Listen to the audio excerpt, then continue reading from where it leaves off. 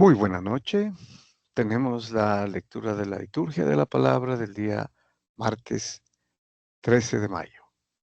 Para todo el mundo católico es importante esta fecha, ya que celebramos las apariciones de la Santísima Virgen María en Fátima, Portugal. Bueno, creo que la mayoría conocemos los mensajes, ¿no?, de la Santísima Virgen María sobre la necesidad de penitencia, arrepentimiento, volvernos a Dios, tener una vida consagrada. El rezo del rosario, ¿no?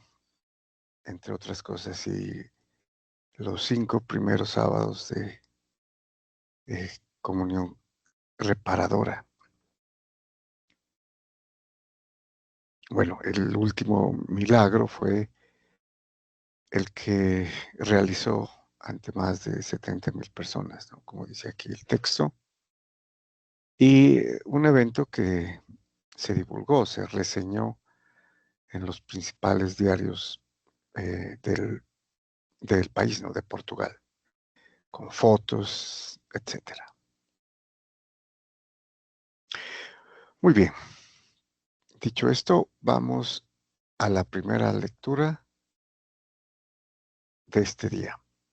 Tenemos, continuando con la lectura de los Hechos de los Apóstoles, que determinan los inicios de la Iglesia católica fundada por nuestro Señor Jesucristo. Tenemos el capítulo 11, versículos del 19 al 26. Muy bien, nos dice entonces el libro de los Hechos de los Apóstoles. En aquellos días, los que se habían dispersado en la persecución provocada por lo de Esteban, llegaron hasta Fenicia, Chipre y Antioquía, sin predicar la palabra más que a los judíos.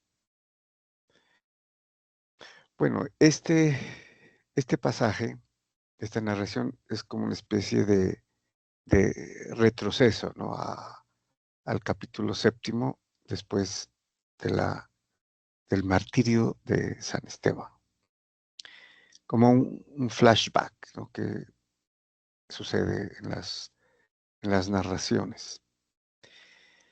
Y precisamente podemos observar aquí el nacimiento de la iglesia en Antioquía, que es lo que se va a destacar, ¿no?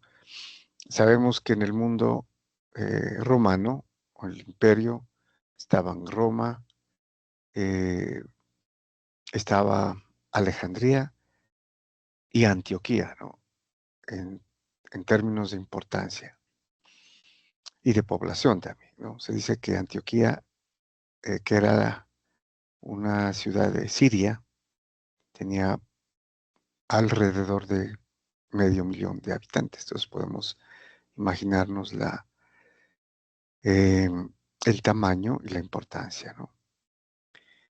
Bueno, continuamos. Pero algunos naturales de Chipre y de Cirene, al llegar a Antioquía, se pusieron a hablar también a los griegos, anunciándoles la buena nueva del Señor Jesús. Bueno, recordemos que en griego buena nueva es evangelio, ¿no? Angelo, angelium, que es buena noticia, buena nueva. Y también importante observar que, como después de la persecución a raíz del martirio de San Esteban, salieron, ¿no?, todos, se dispersaron. Algunos fueron a Antioquía. No los apóstoles permanecieron en Jerusalén, ¿no?, según el texto, pero los demás discípulos se fueron. Y era de esperarse que, a pesar de que el centro, el destino, ¿no?, del evangelio eran los mismos judíos, Seguramente en los grupos habían también griegos, dice, ¿no? Se pusieron a hablar también a los griegos, o helenistas, también llamados helenistas, que pudieron ser judíos nacidos en Grecia, o en el país, ¿no? En la región griega. eh, y les anunciaban la buena nueva del Señor Jesús. Otra también razón es que posiblemente esto ya era después del primer concilio de Jerusalén, que se va a ver en el capítulo 15 de los Hechos de los Apóstoles, cuando eh, Pedro, ¿no? Relató cómo el Señor le había eh, ordenado, ¿no? Que los gentiles o incircuncisos o paganos también recibirían el Evangelio. Muy bien, como la mano del Señor estaba con ellos, gran número creyó y se convirtió al Señor. Gran número de helenistas, ¿no? Llegó la noticia a oídos de la iglesia de Jerusalén y enviaron a Bernabé a Antioquía. Al llegar y ver la acción de la gracia de Dios, se alegró y exhortaba a todos a seguir unidos al Señor con todo empeño, porque era un hombre bueno, lleno de Espíritu Santo y de fe. Muy bien, entonces, al escuchar, ¿no?, que esto sucedía en Antioquía, enviaron a Bernabé. Y no solamente lo enviaron, se puede eh, presumir de esto que estaba pasando, ¿no?, sino que pudiera organizar algo, ¿no?, con respecto a los creyentes del mundo griego, que se convertían, ¿no?, se hacían cristianos, eh, seguidores de Jesucristo. Y aquí él se admiró de la gracia con que Dios, la acción de la gracia de Dios, ¿no? Y podemos aquí inferir del Espíritu Santo. ¿Quién es el que está dirigiendo a la iglesia, ¿no?, y la acción de todos los creyentes? Muy bien. Y aquí lo dice, ¿no? Porque era un hombre bueno, lleno de Espíritu Santo y de fe. Y una multitud considerable se adhirió al Señor. Bernabé salió para Tarso en busca de Saulo. Cuando lo encontró, se lo llevó a Antioquía. Durante todo un año estuvieron juntos en aquella iglesia e instruyeron a muchos. Fue en Antioquía donde por primera vez los discípulos fueron llamados cristianos. Bueno, entonces, importante, ¿no?, saber que en Antioquía de Siria, eh, donde ya había una iglesia, los discípulos fueron llamados cristianos, que fue como un apodo inicialmente, ¿no? Pero luego, al ser el nombre propio de Cristo, ¿no?, ungido como nombre propio, entonces los seguidores serían llamados cristianos. Muy bien, vamos al Salmo responsorial. Tenemos el Salmo 86, que como vemos es un salmo de alabanza, ¿no?, por el responso. Nos dice el salmista entonces: alaben al Señor todas las naciones. Y también podemos darnos cuenta que es un salmo universalista, ¿no? O sea, que es profético, mesiánico de la iglesia, lo que será el nuevo pueblo de Dios, ¿no?, la iglesia católica o universal. Y dice así: Él la ha cimentado sobre el monte santo. Y el Señor prefiere las puertas de Sión a todas las moradas de Jacob. ¿Qué pregón tan glorioso para ti, ciudad de Dios? Bueno, la ciudad de Dios era la ciudad de David, ¿no? Jerusalén. Y aquí precisamente dice, Él la ha cimentado, Él la ha fundado sobre Sión, que es el monte santo, ¿no? Y, y destaca la preferencia del Señor, Dios por Jerusalén. Continúa el salmista. Contaré a Egipto y a Babilonia entre mis fieles. Filisteos, tirios y etíopes han nacido allí. Se dirá de Sión, uno por uno, todos han nacido en ella.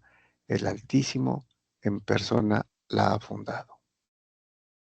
Bueno, aquí está también otro detalle del, del salmo profético, mesiánico, universalista, que integra aquí regiones, ¿no?, que serán eh, creyentes en Dios, ¿no? Obviamente ya en la época mesiánica. Egipto, Babilonia, ¿no?, filisteos, tirios, etíopes han nacido allí. Entonces, profético, ¿no? Y termina, el Señor escribirá en el registro de los pueblos. Este ha nacido allí.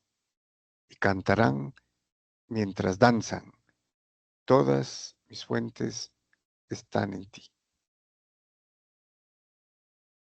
Bueno, cuando dice el texto, este ha nacido allí, y en la anterior estrofa también, ¿no?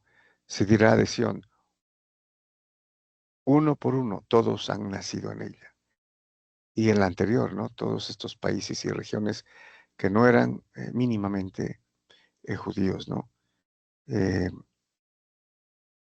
Han nacido allí. Esta es una referencia al bautismo, ¿no?, que es el nacimiento de lo alto, del agua y del espíritu, como dice Jesucristo a Nicodemo. Es el nuevo nacimiento, es el nacer del espíritu, ¿no? Es la regeneración del hombre, de la humanidad en Dios, ¿no?, en el espíritu. Y vamos ya al Evangelio. Continuamos con el Evangelio según San Juan. Tenemos en esta oportunidad el capítulo 10, versículos del 22 al 30. Muy bien, nos dice entonces eh, San Juan. Se celebraba en Jerusalén la fiesta de la dedicación del templo. Bueno, aquí podemos detenernos un poquito para un detalle contextual, ¿no?, histórico.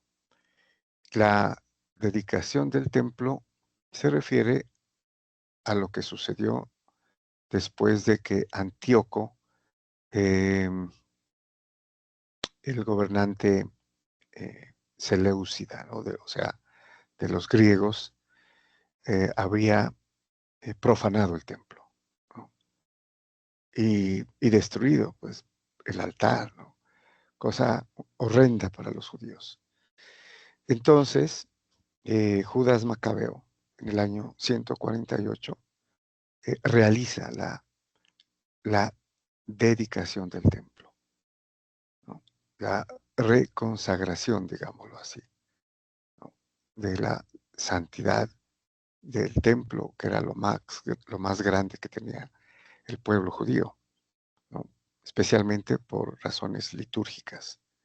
Los judíos celebraban la liturgia en el templo, ¿no?, con cantos, en las festividades especialmente. Y obviamente el sacrificio cruento e incruento que realizaban en el templo. Bueno, entonces esta era la fiesta de dedicación del templo, eh, se realizaba en invierno, dice, ¿no? O sea, los meses de diciembre. Era invierno y Jesús se paseaba en el templo por el pórtico de Salomón, o sea, la parte oriental del templo, ¿no? El templo siempre eh, estaba orientado hacia el oriente. Los judíos, rodeándolo, le preguntaban, ¿hasta cuándo nos vas a tener en suspenso? Si tú eres el Mesías, dínoslo francamente. Bueno, los judíos aquí, recuerden, San Juan trata a los fariseos, o sea, las autoridades religiosas judías, escribas, fariseos, doctores de la ley. Entonces, ellos querían que, que Jesucristo no se los dijese en parábolas, en signos, que era suficiente, ¿no? Para creer. Sin embargo, ellos le dicen, dínoslo francamente. Jesús les respondió, se lo he dicho y no creen. Las obras que yo hago en nombre de mi Padre, esas dan testimonio de mí. Pero ustedes no creen porque no son de mis ovejas. Un poco enigmático, ¿no? O digamos lo que enigmático de por sí este pasaje. Porque si bien es cierto, Jesucristo había hecho cantidad de milagros, curaciones, portentos, ¿no? Resucitado muertos. Y las obras son las que hablan, ¿no? Y dan testimonio de Él, como dice aquí. Las obras que yo hago en nombre de mi Padre, esas dan testimonio de mí, las que hace Jesucristo. Pero ustedes no creen porque no son de mis ovejas. La parte enigmática es porque no son de mis ovejas. O sea, no creen porque no son de mis ovejas o porque no son de mis ovejas les impide creer. Algunos atribuyen esto a la predestinación, ¿no? No eran de sus ovejas. O estaban cegados todavía, ¿no? Por propósitos providenciales, ¿no? Y leyendo el capítulo 11 del libro de San Pablo a los romanos, podríamos entender más, ¿no? Tenían que venir los gentiles, los paganos, ¿no? A quienes ellos, los judíos, despreciaban, para luego entrar los judíos. Bueno, mis ovejas escuchan mi voz y yo las conozco y ellas me siguen y yo les doy la vida eterna. No perecerán para siempre y nadie las arrebatará de mi mano. Aquí también es importante, ¿no? Que hay unas ovejas que sí escuchan la voz. Podemos aquí decir de los pobres, desposeídos, enfermos, viudas, huérfanos, ¿no? Lo más bajo de la sociedad judía, que eran despreciados porque los mismos judíos, las autoridades religiosas, decían que eran así, eran pobres porque eran pecadores.